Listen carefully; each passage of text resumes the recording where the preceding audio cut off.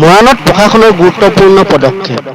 সমগ্ৰ বিশ্বতে সন্ত্ৰাস সৃষ্টি কৰা মৃত্যু দ্ৰুতৰূপী ক'ভিড-19 কৰোনা ভাইৰাছৰ সংক্ৰমণত বিশ্বত বৰ্তমানলৈকে চৰকাৰী তথ্য মতে 21,199 জনৰ মৃত্যু হৈছে। ভাৰততো বৰ্তমানলৈকে 13 জন লোকে প্ৰাণ হেৰুৱাইছে।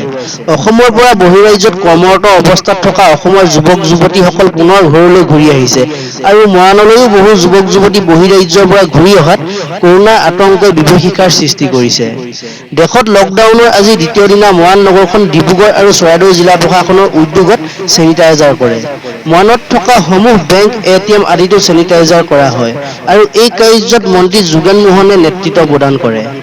মৰাণত প্ৰশাসনৰ গুৰুত্বপূৰ্ণ পদক্ষেপ। এই মুহূৰ্তটো অতি জটিল মুহূৰ্ত। আমি কৰোনা ভাইৰাছৰ যি আতংক চলি আছে, এই মুহূৰ্ততে আমি চৰকাৰীভাৱে আমি সকলো ইয়াতে মৰাণৰ সকলো জনসাধাৰণৰ সহযোগত চৰকাৰী দুটা চাৰ্কুল অফিচ আছে, মৰাণ আৰু মাহমৰা, দুইখন থানাৰ আৰু অইল ইণ্ডিয়াৰ আৰু চিকিৎসা বিভাগ আটাইসকলৰ সহযোগত আমি আজি ইয়াতে গোটেই মৰাণ চহৰখন চেনিটাইজ কৰিবলৈ গৈ আছোঁ। ইতিমধ্যে কাম আৰম্ভ হৈছে আৰু ইয়াৰ যোগেদি আমি ৰাইজক আহ্বান জনাইছোঁ এই কাৰ্যসূচীত যাতে তেওঁলোকে সহযোগ আগবঢ়ায় আৰু এই মুহূৰ্তত সজাগ আৰু সচেতন হোৱাৰ বাদে আমাৰ আমাৰ হাতত ঔষধ নাই। সজাগ আৰু সচেতনতাই আমাৰ ঔষধ। গতিকেলৈ এই ৰোগ যাতে কোনো প্ৰকাৰে সংক্ৰমিত হ'ব নোৱাৰে তাৰ ব্যৱস্থা আমি নিজেই ল'ব লাগিব। আপোনালোকৰ সংবাদ মাধ্যমৰ কৰ্মীসকলে যথেষ্ট ভূমিকা পালন কৰিছে, মই ধন্যবাদ জনাইছোঁ। সকলোৱে এতিয়া এই সময়ত একত্ৰিত হৈ এই কৰোনা ভাইৰাছৰ বিৰুদ্ধে যুঁজ আগবঢ়াব লাগিব। আমি চৰকাৰে যেনেধৰণে বন্ধৰ আহ্বান দিছে, আমি অবাবত কোনো কাৰণতে আমি ওলাব নালাগে, আমি সেইটো আহ্বান জনাইছোঁ।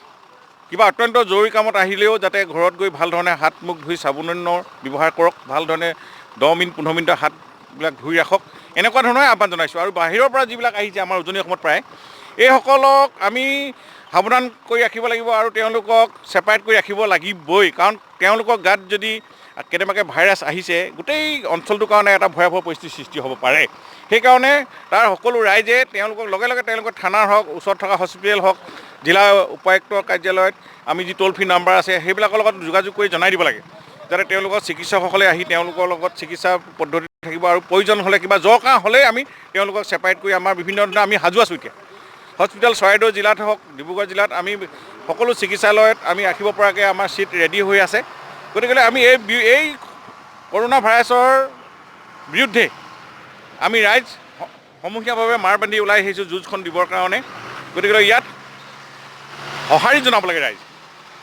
অবাবত যাতে কোনো ধৰণে ইয়াতে আমি গেডাৰিং নহয়, ডিষ্টেঞ্চ মেইনটেইন কৰা আৰু খুব ধৰণে হাত মুখ ধোৱা, এই গোটেই ব্যৱস্থাটো আপোনালোকে কৰিবৰ কাৰণে আপোনালোকেও আহ্বান জনাব। আমি ভাবিছোঁ আমি আহ্বানে জনাব পাৰোঁ এই মুহূৰ্তত।